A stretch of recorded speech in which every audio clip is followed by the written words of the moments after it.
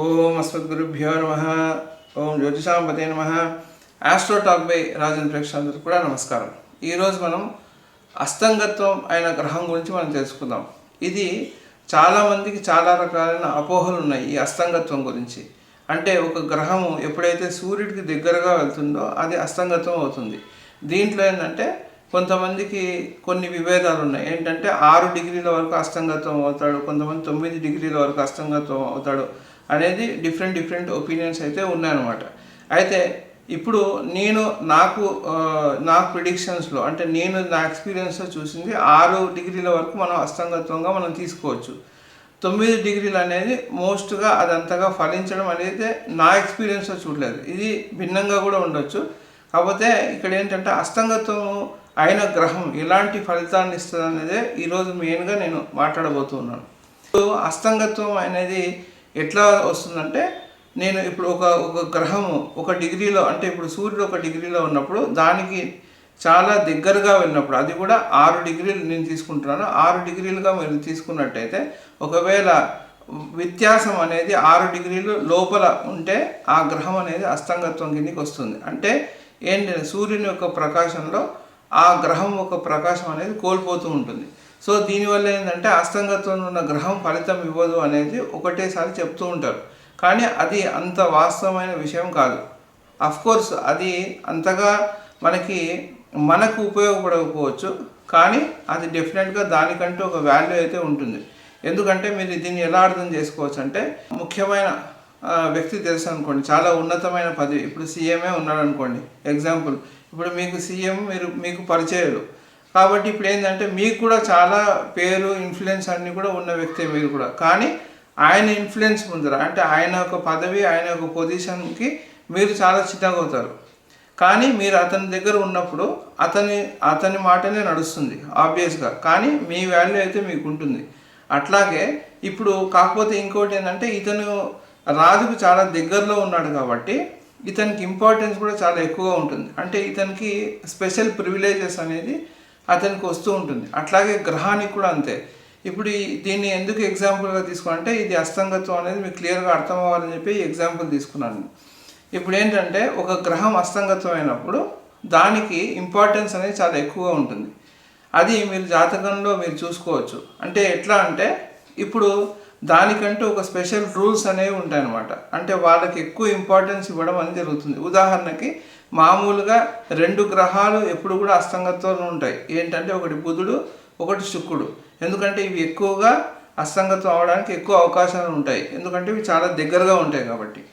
ఇప్పుడు బుధుడే అస్తంగత్వం అయ్యాడనుకోండి, అయితే బుధుడు సాధారణంగా మనకి 3వ స్థానం 6వ స్థానం అనేది మనకి అతను ఆధిపత్యం తీసుకుంటుంటాడు బుధుడు. అయితే ఎప్పుడైతే బుధుడు అస్తంగత్వం అవుతాడో ఇప్పుడు 3వ స్థానం అనేది మన ఆలోచన కాబట్టి, ఇంకోటి మన కేపబిలిటీస్ అనేవి కూడా 3వ స్థానం అంటే మన టాలెంట్ అనేది కూడా 3వ స్థానం చూస్తారు. కాబట్టి వీళ్ళకి ఎప్పుడైతే బుధుడు అస్తంగత్వం అవుతాడో వాళ్ళకంటూ కొన్ని స్పెషల్ టాలెంట్స్ అనేది వాళ్ళకు ఉంటాయన్నమాట. అది చాలామంది దాన్ని రికగ్నైజ్ చేయరు. కాకపోతే ఆ టాలెంట్స్ వేరే వాళ్ళకి మటుకు చాలా అతనికి ఉపయోగపడవచ్చు, కానీ అతన్ని వేరే వాళ్ళకి మటుకు అది చాలా ఉపయోగపడుతుంది. ఇది అస్తంగత్వం చేసే పని అనమాట. కాబట్టి ఎప్పుడైతే బుధుడు అస్తంగత్వం అవుతాడో వీళ్ళు వేరే వాళ్ళకి సలహాదారుడుగా ఉంటే వాళ్ళు చాలా పైకి రావడం అనేది జరుగుతుంటుంది. దాన్ని మనకి బుధాదిత్య యోగం అని కూడా అంటాం దీన్ని. కాబట్టి ఇక్కడ బుధాదిత్య యోగం అనేది సంపూర్ణంగా ఇక్కడ ఫలించదు. ఎందుకంటే వీళ్ళకి ఇంటెలిజెన్స్ ఉంటుంది, కానీ వీళ్ళకి అది ఎంతవరకు కూడా అది ఉపయోగపడదు అనమాట. అది వేరే వాళ్ళకి మటుకు చాలా బాగా పనిచేస్తూ ఉంటుంది. వీళ్ళకి ఎప్పుడు కూడా స్పెషల్ ప్రివిలేజెస్ స్పెషల్గా వీళ్ళని ట్రీట్ చేయడం అంటే అయితే ఖచ్చితంగా ఉంటుందన్నమాట. ఇంకోటి ఏంటంటే ఇప్పుడు 6వ స్థానం కూడా కాబట్టి వీళ్ళు బంధువులలో వీళ్ళు ఒక స్పెషల్గా వీళ్ళని చూడడం అనేది జరుగుతుంది. ఎప్పుడైనా బుధుడు ఆదిత్యుడు అంటే బుధుడు కానీ రవి కానీ ఇద్దరు కూడా కలిసి ఉండి ఒకవేళ బుధుడు అస్తంగత్వం అయితే వాళ్ళ రిలేషన్లో ఇతనికి స్పెషల్ వాల్యూ అనేది ఉంటుంది. ఎందుకంటే ఇతను ఉన్నతమైన అధికారంలో ఉండడం అయితే జరుగుతుంది కంపల్సరీగా. కాబట్టి ఇది మీరు ఖచ్చితంగా మీరు పరిశీలించి చూస్తే మీకు అర్థమవుతుంది. అట్లాగే ఇప్పుడు శుక్రుడు ఒకవేళ అస్తంగత్వం అయ్యాడు అనుకోండి, శుక్రుడు సహజంగా ధనానికి కారకుడు. అంటే మెయిన్గా రిలేషన్షిప్స్ అన్నీ కూడా శుక్రుడిని బాగా చూస్తాం. అంటే మనకి లైఫ్ పార్ట్నర్ అనేది శుక్రుని వల్ల మనం చూస్తూ ఉంటాం. అయితే ఇప్పుడు ఏమవుతుందంటే ఒకవేళ శుక్రుడు రవితో పాటు రవి అస్తంగత్వం చేశాడు అనుకోండి, అప్పుడు ఏమవుతుందంటే వీళ్ళ డబ్బు అనేది వీళ్ళకి అంతగా ఉపయోగపడదు. అంటే వీళ్ళ సంపాదించిన ప్రతిదీ కూడా వేరే వాళ్ళకి చాలా ఉపయోగపడుతూ ఉంటుంది, వీళ్ళకి స్వప్రయోజనానికి ఎక్కువ ఉపయోగపడదు అనమాట. కాబట్టి ఇది శుక్రుడు అస్తంగత్వం అయితే ఇచ్చే ఫలితం. దాంతోపాటుగా ఇప్పుడు వాళ్ళకి రాబోయే ఎవరైతే లైఫ్ పార్ట్నర్ ఉంటాడో వాళ్ళకి సమ్ స్పెషల్ టాలెంట్ అనేది వాళ్ళకు ఉంటుంది. అంటే వాళ్ళని చాలా ఉన్నతమైన స్థితిలో వాళ్ళు చూడగలుగుతారు అనమాట. అంటే వాళ్ళకి సమాజంలో ఒక గుర్తింపు అనేది వాళ్ళకి ఖచ్చితంగా ఉంటుంది. కాబట్టి ఇది ఒక మంచి విషయంగా మనం తీసుకోవచ్చు. సో అస్తంగత్వం ఇచ్చేది ఎప్పుడు కూడా నెగిటివ్గా తీసుకోకండి, దానికి చాలా మంచి క్వాలిటీస్ కూడా ఉంటాయి. సపోజ్ ఇప్పుడు కుజుడే ఒకవేళ అస్తంగత్వం యాడ్ అనుకోండి, అప్పుడు ఏంటంటే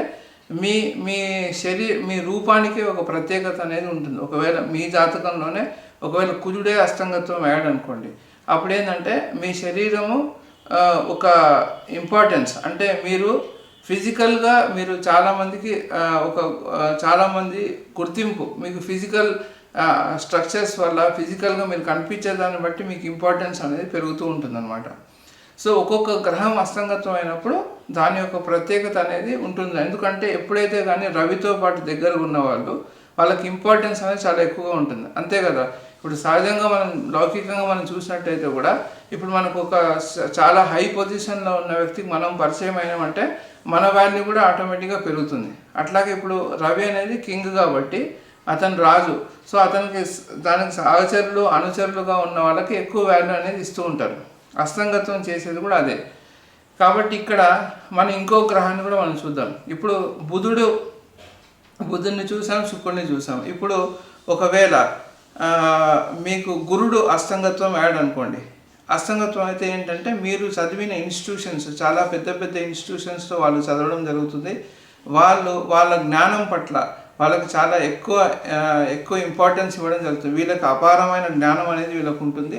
వీళ్ళ జ్ఞానం ద్వారా వాళ్ళకి గుర్తింపు అనేది వాళ్ళకి దొరుకుతుంది. అంతేకాకుండా గురుడు అంటే మనం ఏదైతే ధర్మాన్ని పాటిస్తుంటామో ఆ ధర్మాన్ని కూడా గురుడే సూచిస్తూ ఉంటాడు. కాబట్టి వీళ్ళు ఉన్నతమైన వాళ్ళ ధర్మాన్ని చూసి కూడా వాళ్ళందరూ కూడా పొగుడుతూ ఉంటారు అన్నమాట. కాబట్టి అస్తంగత్వము ఈ రకంగా అనేది మనకు పనిచేస్తూ ఉంటుంది. సో ఇలాంటి ఇంట్రెస్టింగ్ టాపిక్స్తో మేము ముందరికి వస్తాను. అంతవరకు ఎవరైతే ఛానల్ సబ్స్క్రైబ్ చేయలేదో వాళ్ళు సబ్స్క్రైబ్ చేయండి, లైక్ చేయండి, షేర్ కూడా చేయండి. నమస్కారం.